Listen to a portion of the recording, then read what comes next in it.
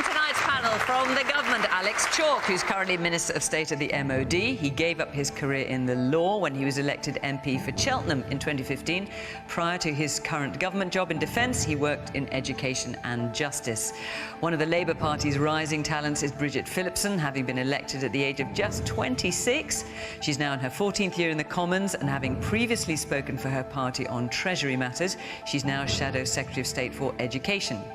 Anna Soubry's colourful parliamentary adventure began as Conservative MP for Broxtowe in 2010. It ended in 2019 after she quit the Tories to join the short-lived centrist party Change UK, who opposed leaving the EU.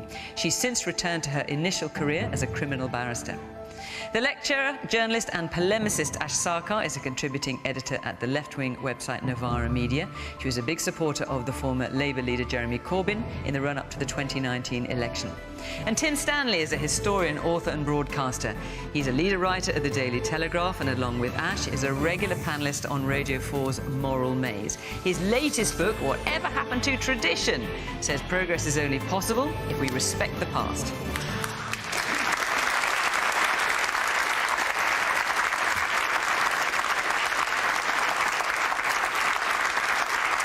Welcome to Question Time. This is our first of 2023. Welcome to our panellists. Welcome to all of you here in Birmingham. Great to see you. And, of course, welcome to you at home. We'll have a lively debate here. Of course, there's a lively debate on social media as well. So do join in. The address will be on the screen. You can take part in the conversation that way.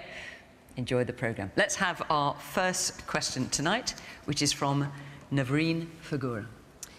With a record 50,000 patients a week experiencing over 12-hour A&E waits, when will the Prime Minister finally admit the NHS is in crisis? So, Navreen, you're asking this question. What is your experience with the NHS? Why are you asking it? Well, I'm a junior doctor, so I'm working in the NHS. I worked on the front line, and you just see the problems. Patients can't move from A&E into beds on the wards. Patients are just there. Especially elderly patients who need social care, they just can't be discharged. They're there for days and if not weeks. And you've just got really sick patients in ambulances that just can't move through the system. And just like recently, my own nan spent 48 hours in a trolley in ED before she could move to a ward. So I experienced it through work and through my own family. And it's just in crisis. And I just think there's been like a decade of underfunding and a workforce crisis that has not been addressed. And this is why, you know, I think the NHS is pretty much at breaking point.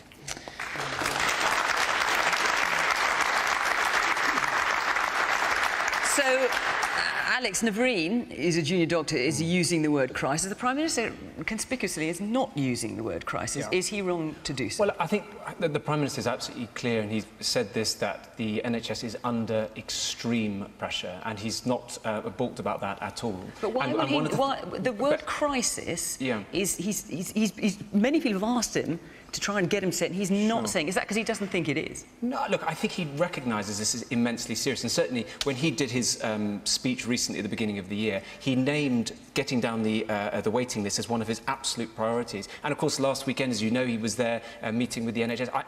The pressures are absolutely extraordinary. I think we know that. But what he's been absolutely clear about as one of his targets, he wants to get the waiting list down to, they were at 2 years, not least because of the backlog from COVID, get them under 2 years to 18 months maximum by this spring, and then by next spring down to 12 months. And what he said, and I think this is really refreshing, is he said, look, here I stand, this is the target, this is what I want to be judged on, and if I don't, you please do judge me. And I think that's absolutely the right approach. So he's been clear, yes, this is an intense issue, but he's got a plan to deal with it. Okay. Navreen, you asked the question, does it matter to you whether or not the Prime Minister uses the word crisis or not?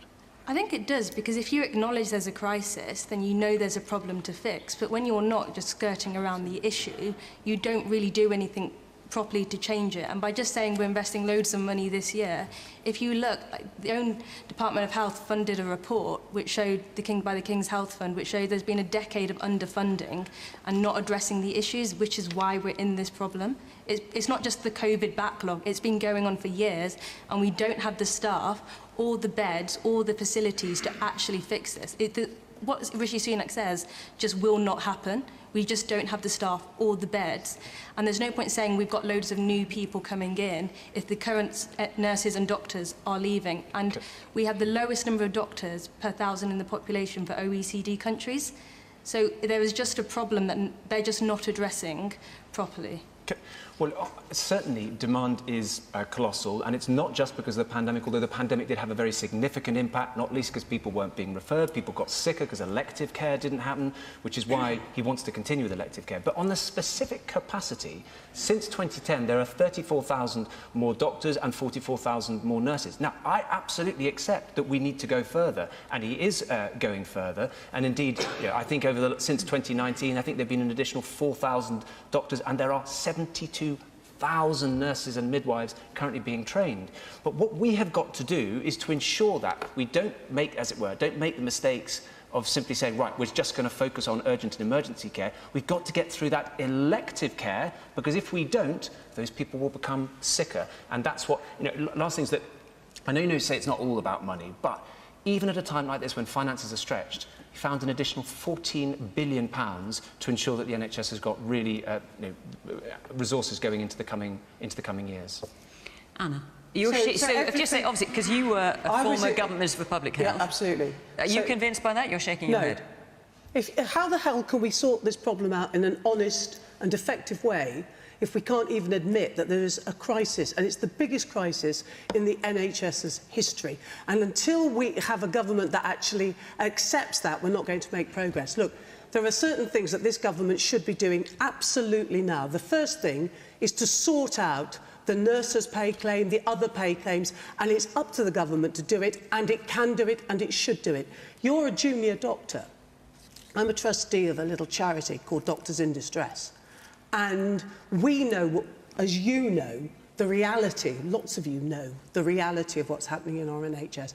We have people on the front line who go into medicine because they care passionately to help people get better, or if they can't make them better, to ease their pain and discomfort.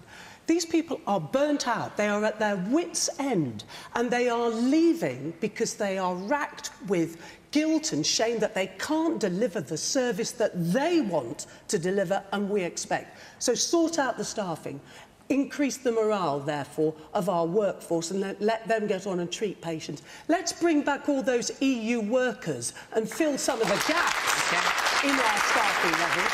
And because one in 8 posts is unfilled. It's a crisis. And the third thing which this government must do is make now the changes to social care.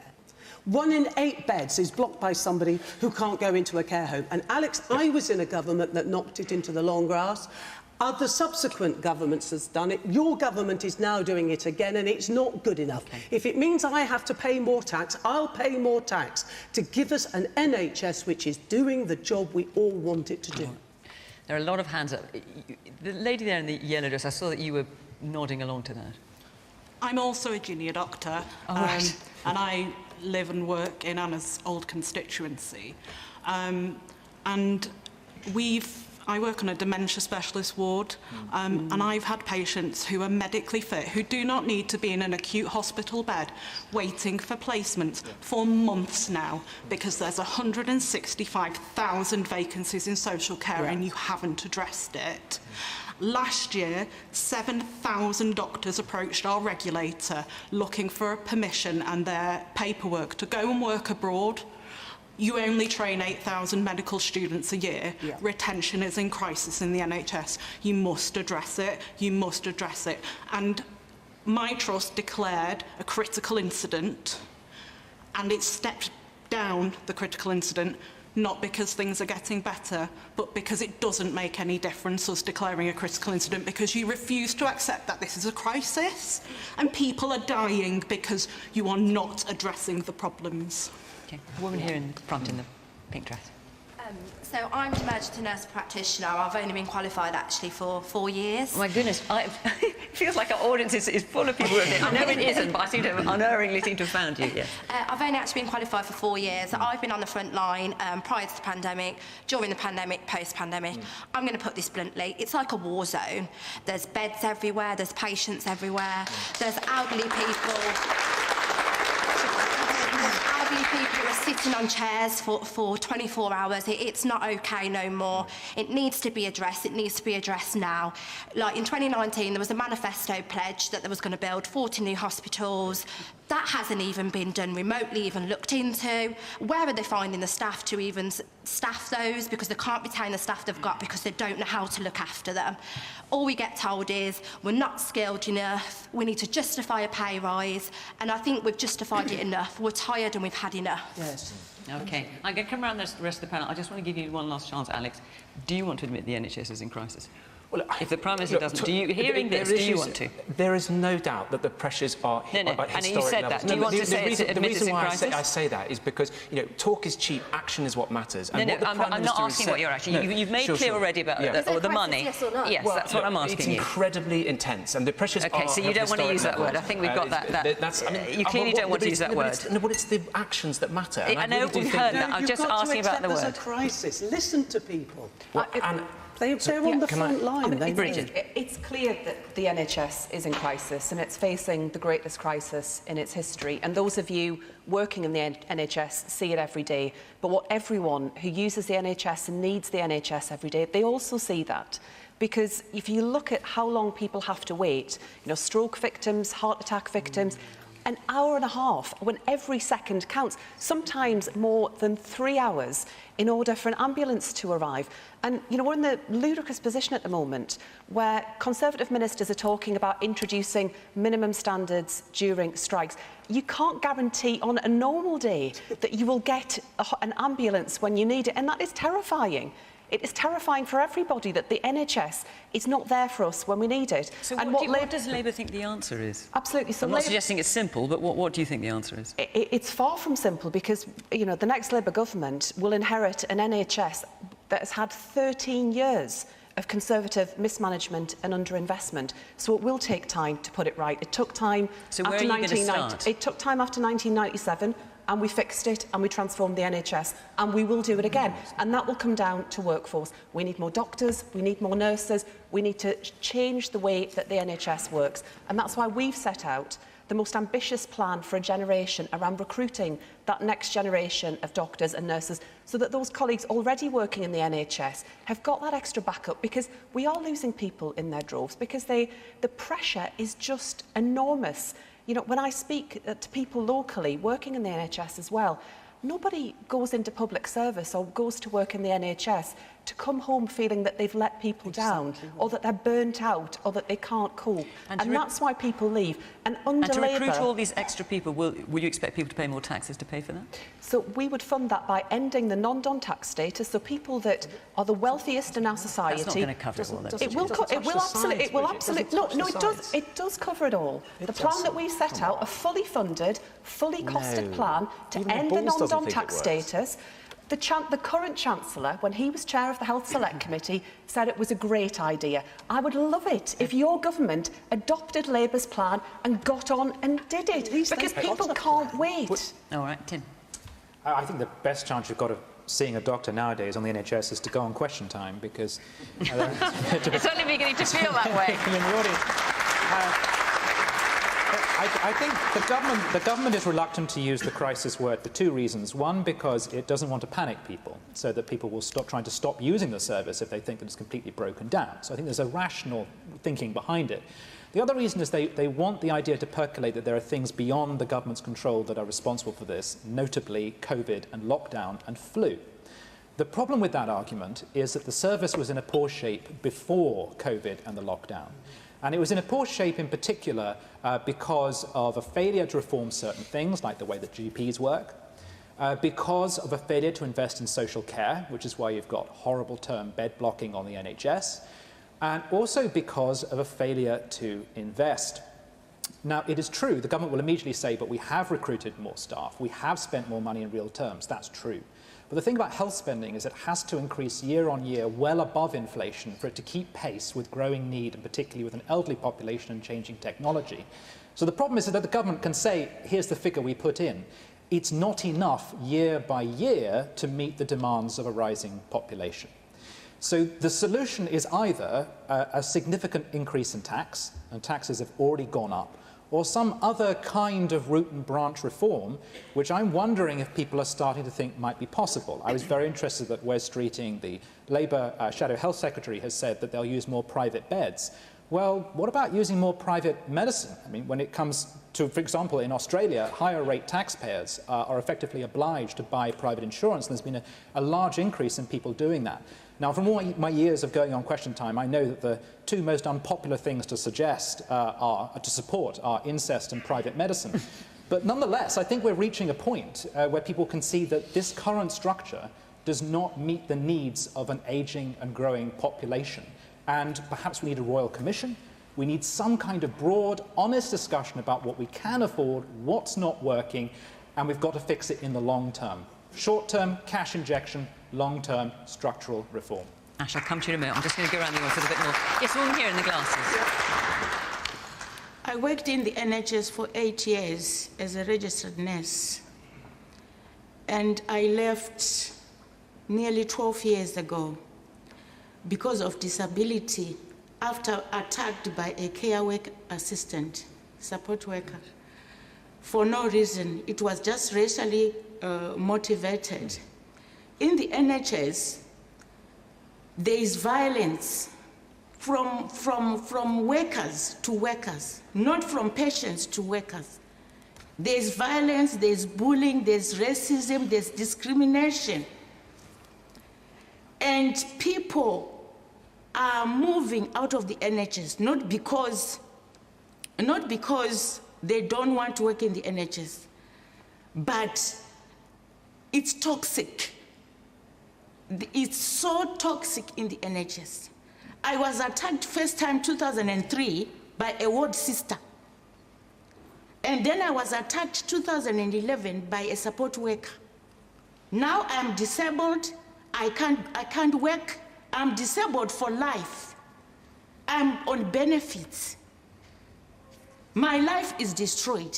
I'm so sorry to hear that. My life is destroyed. And all what the hospital wants, instead of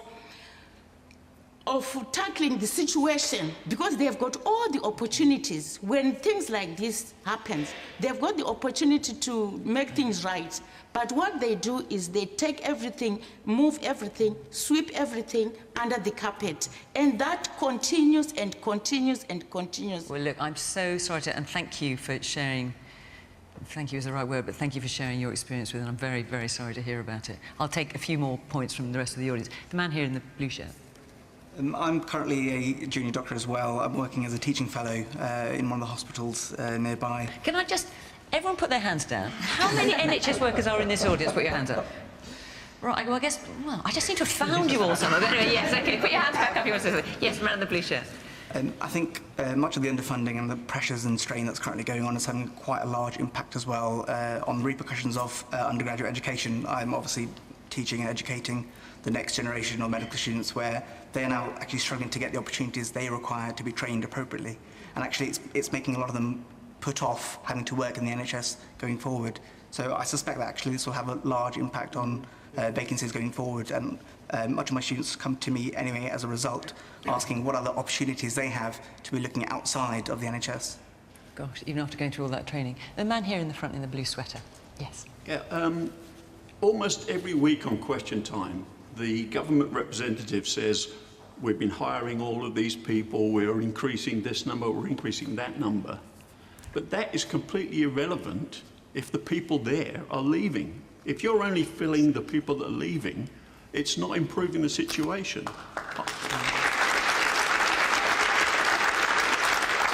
I mean, there are actually, despite how it feels to so many of us, there are actually more doctors and more nurses now than there were, let's say, in 2019, despite the numbers of people leaving. Yeah, but unfortunately, I've been in and out of hospitals in the Birmingham area for the last 2.5 years for various different conditions, and the last time was in August.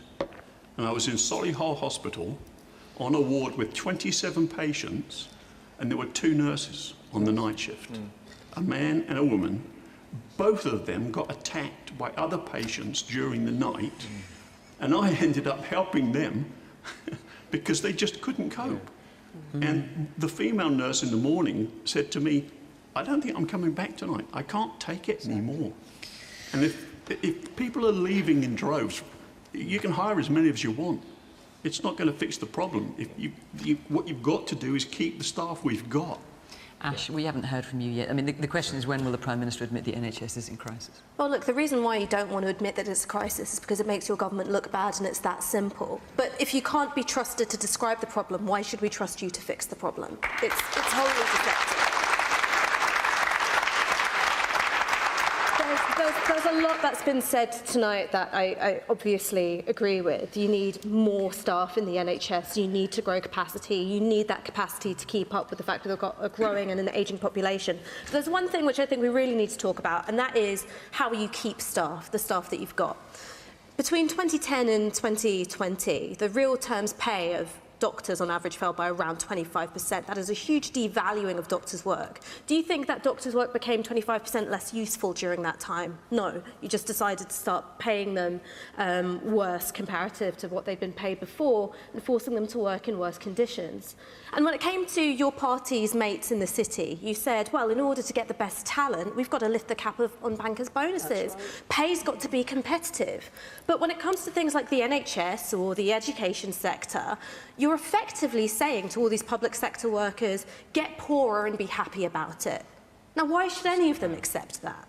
That's not right. Unless you're giving them a pay rise which keeps up with inflation, they are getting poorer. So look, the position is, the way it's worked, and by the way, not just under the Conservative government, but under previous governments, is that these decisions, you try to take the politics out of it, because there is a lot of politics in this, of course, so that the pay review bodies have a look at it. And just to put that in some kind of context, in a previous dispute in the 1980s, it was actually the nursing union at that stage which called for this to be done by the pay review body. And I mean, I'm sorry, if you're going back to the 1980s, it's such a weird argument. We're talking about what's going on in 2023. The fact is that you've got nurses using food banks, doctors moving to Australia where the pay is better, and that's because your pay isn't competitive. But can I just explain how it works? Only because when I was the Prisons Minister, I actually made representations to the pay review body. So you have people who are highly expert people, qualified. Sometimes they might have a trade union background, sometimes they might have other area of expertise. The government and the minister will give evidence about what is affordable. They can take expert evidence from elsewhere, and they will then reach a decision. And by the way, but the pay review body is making decisions based on what funding you allocate. I'm sorry, this is such a ridiculous way of you to try and shunt off responsibility. Can I just finish? Sorry, darling, it's just that this is a phony argument. No, but I haven't made it yet. Can I just quickly finish that? Can I just finish the line? Talking about pay reviews. All right, go on. Let him get a word in fairness, and then you can come back. Okay, so what happens is the government does submit evidence about what is affordable. Now, in this case, the pay review body came back and said, we're very interested, fascinating to hear your argument, but actually, we are going to make a settlement which is more than the government said was affordable. So now the government could turn around and say, well, look, we still can't afford it. But the government in this case said, OK, we will accept it. Every last penny that the independent pay review body asked for. And the point is this, who is suggesting, is anyone here suggesting we should get rid of the independent pay review body? No, you're missing the point. No, but if you accept it... 14 health unions have said they're not going to cooperate with independent pay review, so yes, they are. This is a but the question is, are the politicians saying... It's a phony argument? Sorry, I've said my bit. Because you can say you've got the pay review boards that say it's going to be 5%, 10%. The reality is, and if you're a proper Tory who believes in the market is telling you we have vacancies we cannot fill. So you say, well, why have we got those vacancies that we cannot fill, notwithstanding your pay review board? And it's a combination, yes, of pay, but it's also the conditions. And as everybody else on this panel and in this audience has said, people are voting with their feet. They're burnt out, they're fed up. That is the problem. When you were a minister, you dealt with pay review bodies. No, I didn't. So why didn't you say something about them then? Because you're missing the point. You can talk about pay review bodies. You're missing the point, which is the market is telling you, Alex, it doesn't matter about your pay review bodies. Alex, they're walking away. 160,000 vacancies in social care, 1 in 8 unfilled jobs in our NHS.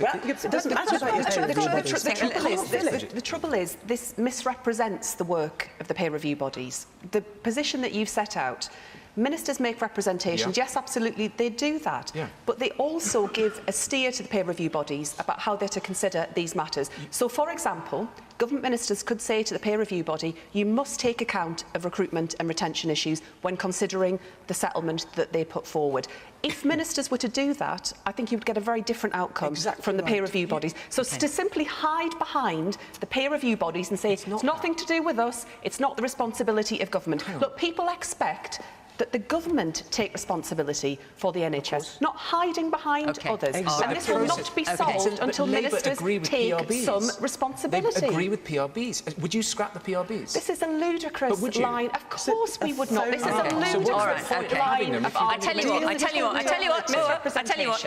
Let's not go too far down the rabbit hole of peer review. Not that it's not important, and it is critical to what's going on. I totally get that. But I feel we're going to spend the next half hour talking about peer review bodies if we're not careful. And there's a lot of hands up want to talk about the NHS, and also a lot of you put in questions about other things. I just want to tell you what we're doing next week, which will explain why I'm not going to take more questions from you now. Because next week, we're in Hoddesdon, just north of London, Hertfordshire, and we are doing a special edition of Question Time all about healthcare. All about what's happening in the NHS, in social care, what's happening to mental health care. That's what the whole programme is going to be about. So I'm going to cut the conversation short just for now. If you want to go to our website and be part of our audience, please do. We'd love to see you.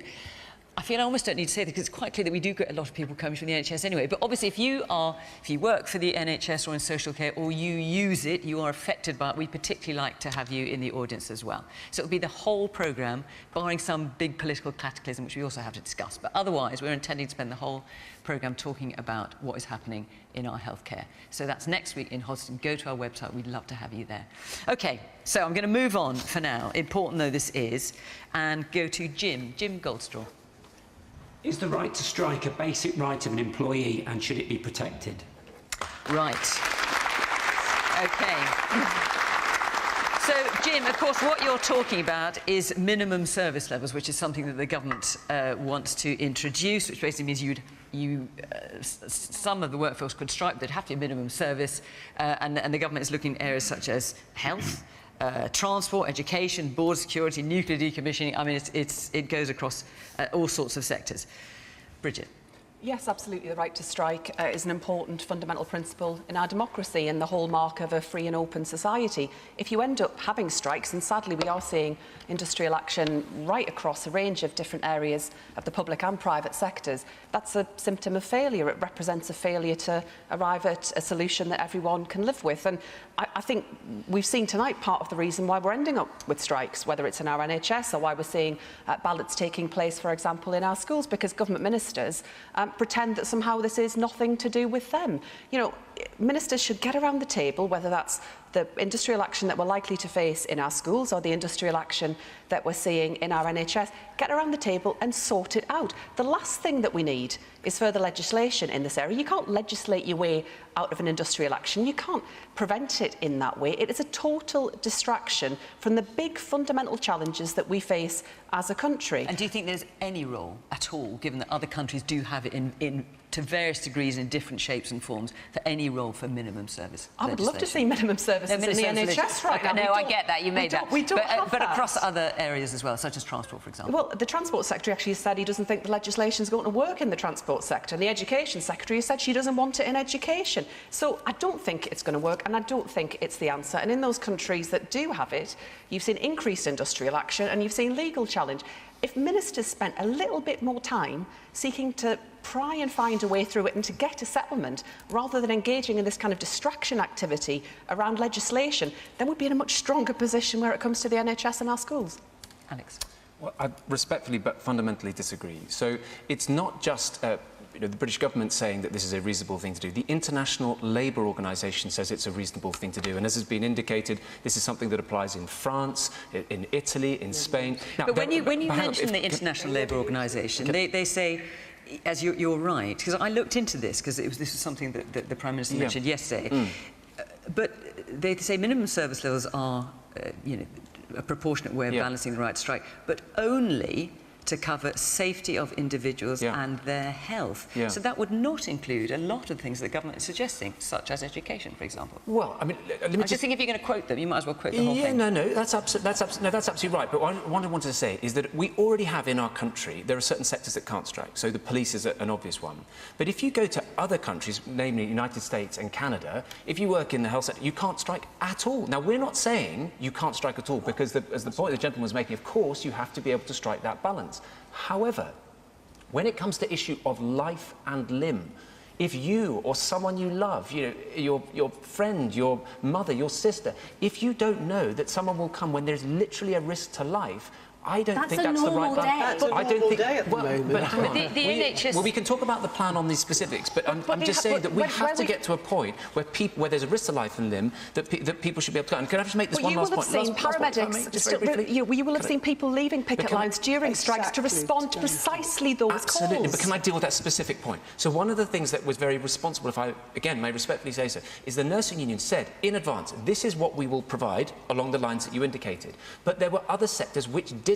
And so you had a perverse situation where literally 2 minutes to midnight, not metaphorically, literally, the Secretary of State was finding out what ambulance cover was going to be provided the following day. So all this is saying is that we should be able to know in advance, so you haven't got regional discrepancies where an ambulance will come in these circumstances in the northwest but not in the southeast, but so that you can see transparently and in advance what are those minimum levels. It's not just about health, of course. The nurses said, but ahead of Christmas, the nursing union said, if ministers sit down and talk to us about pay, we'll call off the strikes. Why didn't they do it? But that's a separate... We are it's absolutely not a separate issue. It's at the heart of the issue. But the question, in fairness, the question is the right to strike a basic right of input, and it's not just about health. And I need to keep bringing it back to that, but it's about I'm quoting the government here: border security, nuclear decommissioning, education. Let's hear from some of our...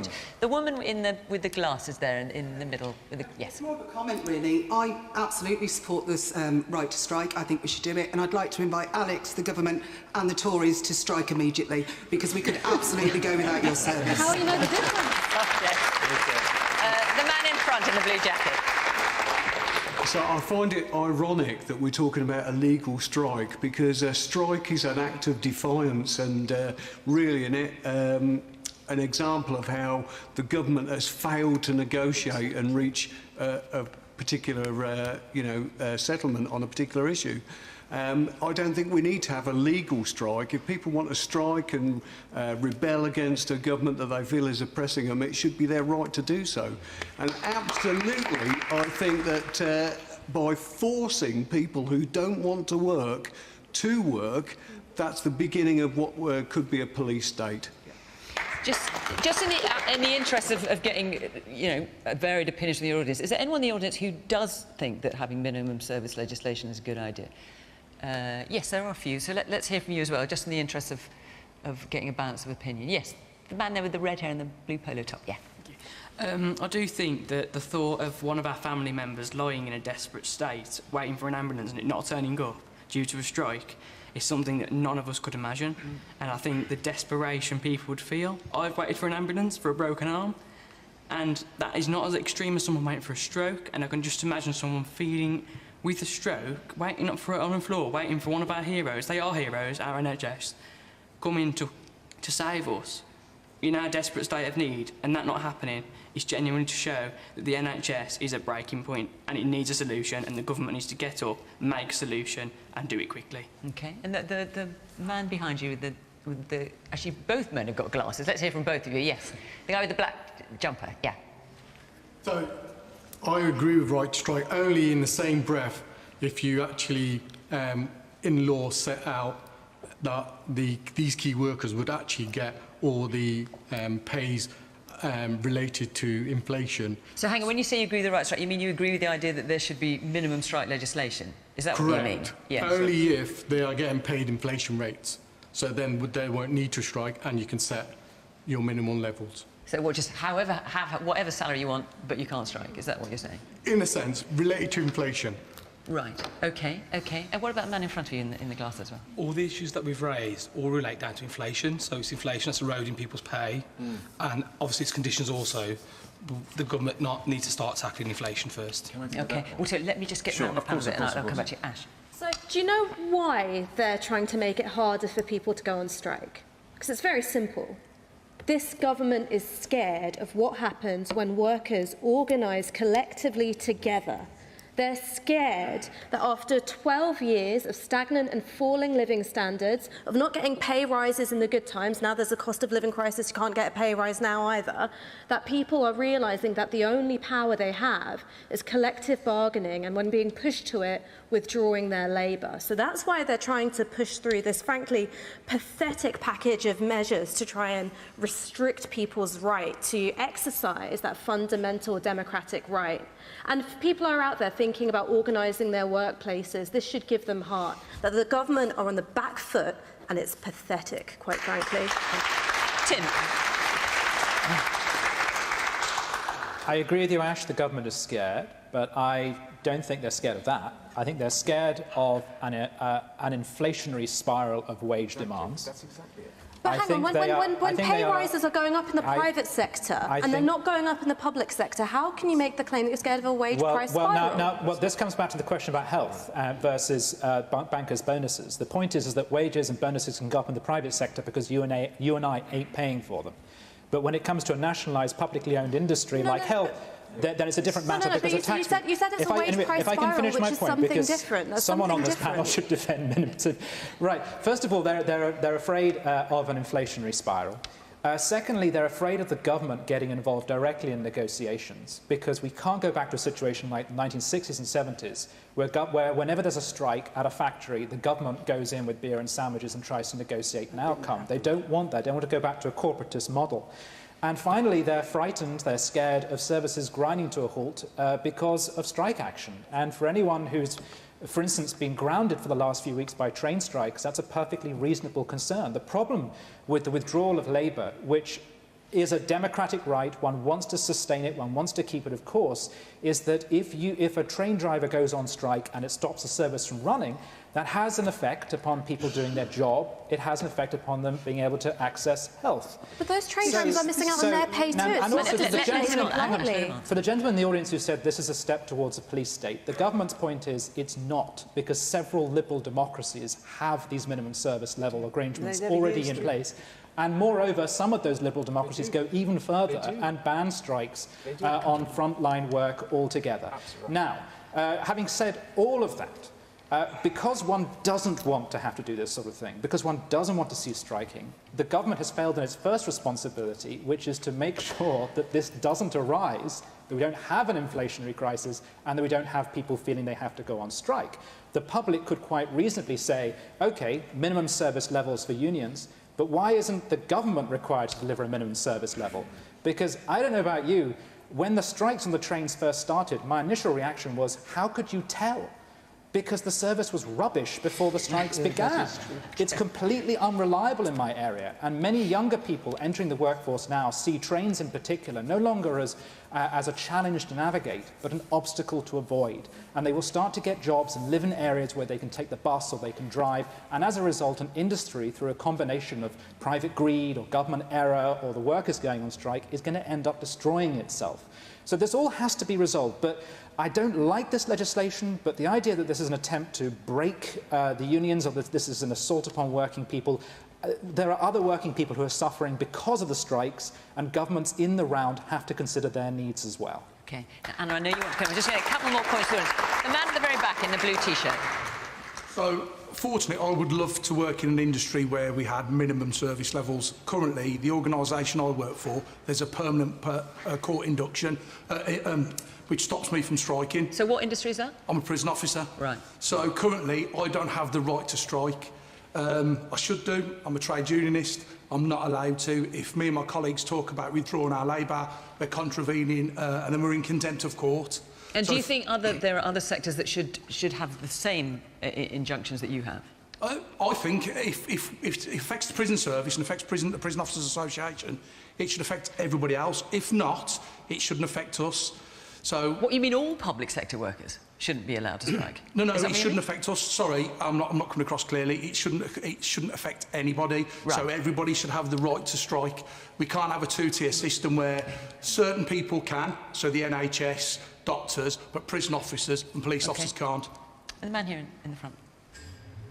The issue I have with this problem is this is a reactive policy to the strikes that have been started off by the train workers that have got momentum through other public services, and I don't think it's appropriate for government to, instead of identifying a problem and finding a solution, to just legislate the problem away without recognising the problem and providing a solution for the people. I think it's quite telling that in the last couple of discussions, Alex won't recognise that the NHS is in crisis. We're now legislating against strikes to try and restrict that. And I think it's quite telling of kind of the approach the government has. OK, Alex, I'll come back and let you answer that. So, Anna, what about Tim's point that there are other countries, I mean, France, Spain and Italy, for example? I mean, some of these minimum strike agreements are voluntary, but nonetheless there is legislation there. As far as from what I can read, most of those countries don't enact this law in any event. But they do have it, though. Yeah, but this is I'm with Bridget on this. This is a complete distraction. The question that really we should all be debating is why we have a government that is absolutely incapable of settling these strikes, which it does have a role in, and sorting it out. And the answer is because we've got largely, Alex is probably one of the few exceptions, a bunch of incompetents, and we feel like we're being governed by teenagers, and it's about time we had the grown-ups back in charge. I mean, Anna, it's hard to believe you ever were a Conservative listening to you. Well, it's because the Conservative Party is barely the Conservative Party that I joined all those years ago. Briefly, let me... And as I say, with the exception of Alec, it has been hijacked. It's now the Brexit Party. It's been hijacked by people who are ideologically driven on the right, and it's moved away from the centre ground, which is why it doesn't deserve to be in government come the next general election. It needs to be in opposition, it needs to regroup and go back to what it used to be, which was a centrist right party, but most importantly was a party that you could trust with the economy, which was competent, honest and decent. And we don't have those things in the Conservative Party anymore. Can I just say, so Apart from you, Alex. That was very kind of. But can I just say, in a minority, lovely. Anna, look, this is I backed Rishi Sunak, and I backed him because he said last summer that the greatest destroyer of all, not my words, by the way, Margaret Thatcher's words, was what? Inflation. The point that gentleman up there was made. We cannot deliver all we want for the British people. You know, what Winston Churchill, who talked about Conservatives, he called the treasure in the heart of every man, unless you get on top of inflation. And if we don't address this, if we don't do inflation, if we don't grow the economy, if we don't get on top of debt, then you will not have the great public service of the future. Final, very briefly, right, we're in Birmingham.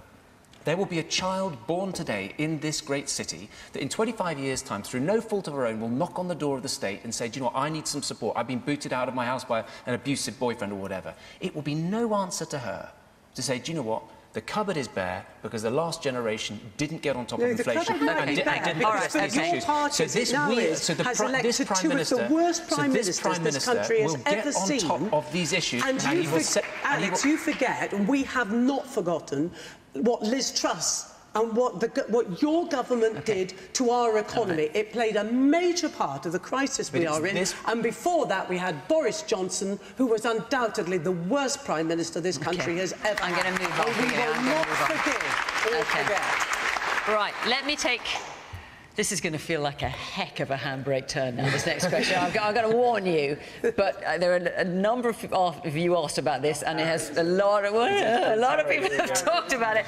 Listen, it is my job to reflect what the audience wants to talk about here. So come on then, Jake Aldridge, where are you? Jake.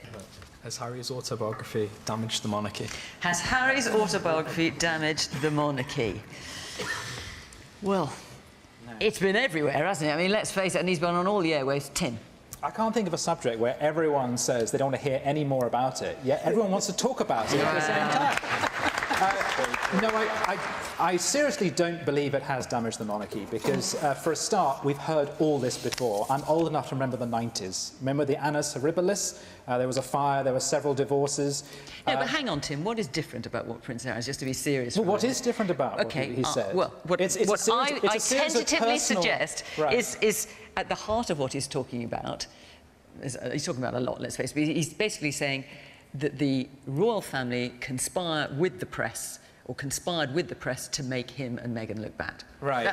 That's a very serious allegation that he is making. Well, look, OK, as if that's never happened, as if no one's sure, ever briefed. Or my but point it's just is, that he's saying that, and that is the first time we've question heard is the monarchy itself damaged? And my point is, you look back over its history, brothers have been at each other's throats, the media's been involved, we've had all this before, and it has survived. In a better age, Harry and William would have resolved this with Pistols at Dawn, but sadly now it's done through Netflix. But the monarchy survives because its strength, its significance does not rest on the individuals within it, but upon its constitutional role. It's its constitutional stability that it provides. That's why it has lasted despite having bad people within it. The person who I think with each revelation who comes out worse out of this, I'm afraid to say, is Harry himself. And the lesson that one takes from this is why so many of us appreciated Elizabeth II. And we might not have realised it at the time, but Elizabeth II never got on your nerves. Because she kept herself, she kept her opinions to herself. That's setting the bar quite low. No, it's not. It's not. Imagine, can you do that? And especially in the age of social media, to keep your opinions to yourself, to never put a foot wrong, to be always right and honourable and fair and even-handed. That woman was a remarkable demonstration of the power of silence and just getting on with it. Okay. So, Ash, the question is, has Harry's autobiography and everything that's gone on this last week and a half damaged the monarchy? I mean, it's interesting what you say, Tim, about the monarchy survives because the monarchy itself is more important than an individual within it. And, of course, Harry's making the point that he's been the sacrificial lamb, in a way, for the institution. Well, I think the people who come out worst from the autobiography are the press, quite frankly, because what the autobiography lifts a lid on is the very grubby dealings between the institution of the palace and the tabloid media, where instead of being able to be a family, which is defined by love and nurturing and caring for one another, the royals have been turned into this kind of hideous cartel where they're feeding each other to the wolves in order to advance their own interests. And I recognise this as a minority opinion in this country, but I do think that that is a quality inherent to monarchy. I think that princes and dukes are good names for musicians and dogs. I don't think that they're, great titles for human beings. And when you look at the misery that these people have inflicted on one another, I think of them as, like zoo animals who've been, bred in captivity, and they lead these existences where they're clearly really unhappy, but we go, oh, isn't it so good for tourism? Ash, he never... hang on a minute. Ash, OK. In all seriousness, he never actually gives any examples of that whatsoever. He does give examples. He gives the example of private conversations between, oh God, I can't believe I know this. I feel like I know too much about these people and it's driving me insane. But he gives examples of private conversations with Camilla and his brother, which made it to the press. No, but he doesn't, you see. He gives other examples of negative briefing against, him and Meghan. Now, I'm not taking sides because I'm a Republican. I've got integrity. I can't stand any of them. But I do think it lifts the lid on press practices. And one of the things you can tell about where power is truly wielded in this country is the fact that we were supposed to have Leveson Part 2, looking at press practices, how they collaborate with the police. And that got kicked into the long grass because no politician wants to get on the wrong side of Rupert Murdoch. Let's hear a bit from our audience. Yes, the guy, you're waving your hand frantically there. Yes, let's hear from you. Yeah, I've got a lot of respect for Elizabeth II as well. But what does it say about the purpose of the royal family if the best thing we're saying they should be doing is to be silent? Yeah, because they fill a constitutional role. It's not about themselves as an individual. All right, let me hear someone. There's a man here at the front. We'll get a microphone to you in the striped shirt.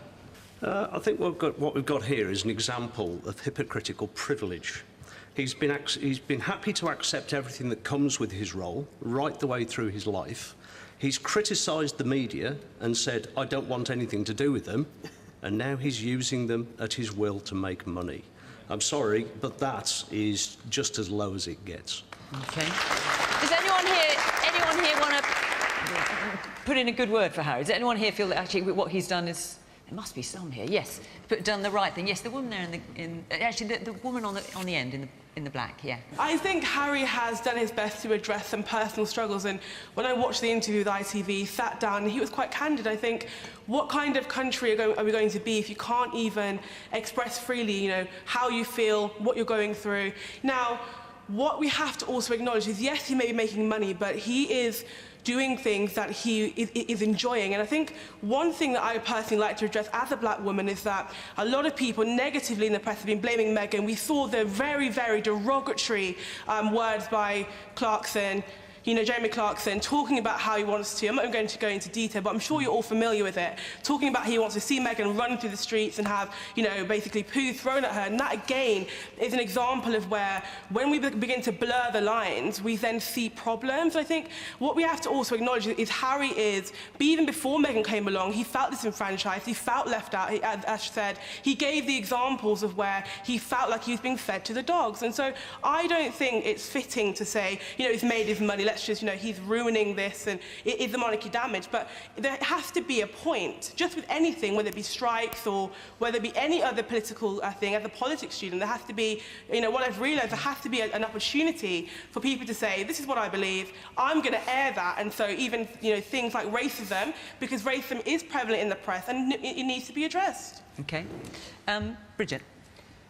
I think it's terribly sad to see any family in conflict or where there's that kind of dispute, and I think it's even sadder when that's played out in public. You know, the royal family stay out of politics. Is it damaging the monarchy? That's the thing. No, I don't think it is. But the royal family stay out of politics, and I think it's right that politicians don't involve themselves in the private family matters of the royal family. I think it's terribly sad what's happened, but I don't think it's really for politicians to involve ourselves in any big way in that decision. Is it damaging the monarchy? No, it's not. And I think the only thing I would add, because Bridget's absolutely right, politicians don't get involved. The only thing, as we were talking about Queen Elizabeth II, I remember when she went to Ireland, that famous trip in 2011, and she was talking, of course, about reconciliation. And she gave this expression, which just occurred to me now, really resonated with me, where she said that if you want to reconcile, it's incumbent on everyone to think about how they might have done things differently or not at all. And it was a very, very powerful expression. And I just hope that relations do improve over time, because I think they've all made a contribution to their country. And families are difficult. Of course they're difficult. But I think in the interests of that family, in the interests of the country, I do hope they reconcile. I think it is, like Bridget said, I think it's really, really sad. And I was always a big fan of Prince Harry and indeed Meghan Markle. I thought it was a wonderful thing when they got married. So when he says, so the criticisms he's made, for example, you know, you refer to the Queen Consort Camilla as dangerous due to her need to change her villain No, image. I think he said she was seen as being dangerous. Okay. He never said she was. With the family built on hierarchy and Camilla on the way to being Queen Consort, there was going to be people or bodies left in the street because of that. I mean, do you think this stuff is damaging? I think it's damaging to Harry. Right. I don't think it will damage the monarchy for the reasons that Tim and others have said. But I think a lot of what he said would have been better left between him and his psychotherapist, frankly. And not, I mean, I really don't want to know, no disrespect, I don't want to know about how anybody lost their virginity. Never mind we're going to some... talk about that afterwards. That was going to be the topic of conversation in the green room, was it? That would be between you and I. But, I mean, in all seriousness, look, what happened to him, like any 12-year-old, to lose your mother, but particularly in those circumstances, was appalling. And I'm sure that lots of terrible mistakes were made. But I think one of my criticisms of this is that he doesn't actually have any solutions to it at all. He doesn't have anything positive to say, look, this is how perhaps we could do things better. And in fact, perversely, he wants to come back. So, he also said he doesn't think there is any way back. He called the family hierarchical. It's a monarchy. Okay. Hello? Of course it's hierarchical. Right. And this is the strange thing about Harry. He attacks the individuals within the institution, but when asked, do you still support the monarchy? I do. And now, from the point of view of a Republican, isn't that a little bit mad? Well, I think he should give up his titles, and that's the thing which leaves me very cold, is that I think that Meghan and Harry have been treated abominably by the institution. I think they've been treated abominably by the press. But please spare me the words from a Duke and a Duchess about equality when their complaint is that they've not been treated well by an inherently unequal institution. Let's not spend any longer talking about that subject, simply because so much has been said about it the last week and a half. Well, no, but he's made... listen. The airways have been full of it, so it's not that people haven't wanted to talk about it, and you want to talk about it in your audience. We've got about 4 or 5 minutes left. I just want to get this question in from Anna. Anna, perfect. Where are you? There you go. Anna. Students currently study maths to 16. Rishi Sunak wants to increase this to 18. What difference will 4 years make? I have to say, when I saw that question coming out, I laughed like a drain. Very nicely and ironically put. And you're a teacher, I think, Anna, is that right? Yes, so obviously the joke is there. OK. Study maths to 18. Alex, what is everyone done? The idea is for everyone to do A level, or no, absolutely not. What is it then? No, of course it's not for everyone to do A level. And that, no, what the Prime Minister is saying, and he's absolutely right, is that as you compare, no, he is. Look, he's absolutely right. If you compare, we can have to be quite brief. Actually, we've got 3 minutes left. So okay, fine. But if you compare this country to peer nations, typically they do tend to do maths till later. Now, of course, not everyone is going to do A level. That's right.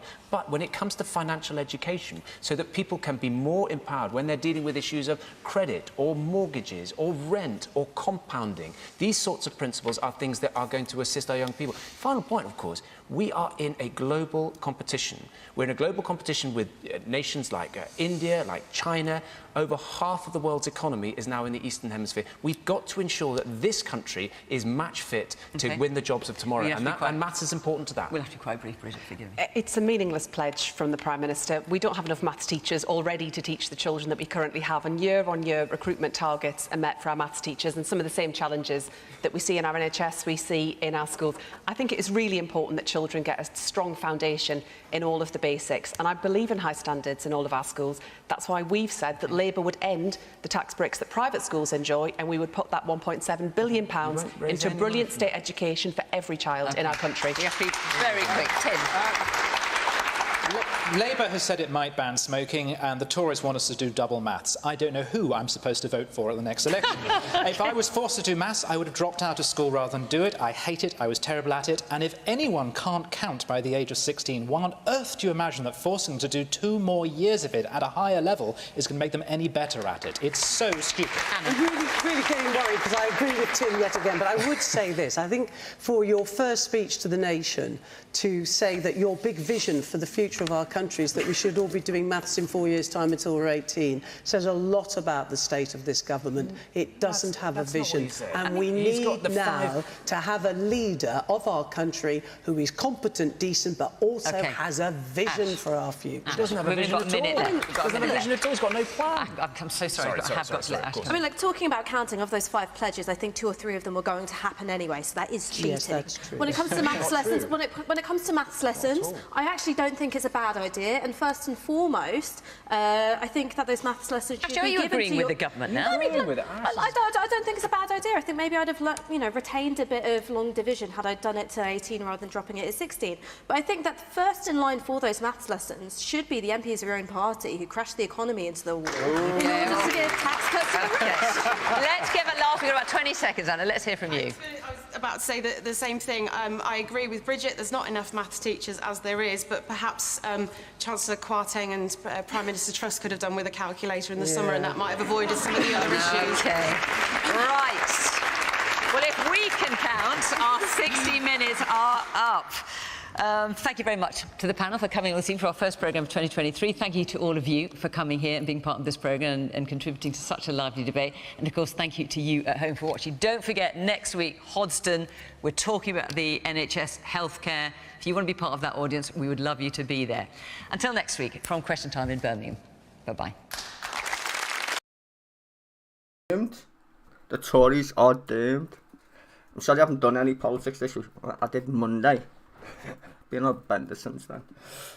Don't ask. It was a bit of a mad one. Anywho, so far, question time. Forgot about that, didn't I? It's Friday today, yeah. There you go. Anyway, Tories doomed. They're fucking shite. Every week is going to be fuck the Tories on question time, so I'm going to enjoy streaming this shit, actually. Just don't go on any more benders, I suppose. I'll be back on Sunday, as usual. Lord of Koenigsberg, I think, yeah. So, I'll see you on Sunday. I hope you all have a lovely weekend.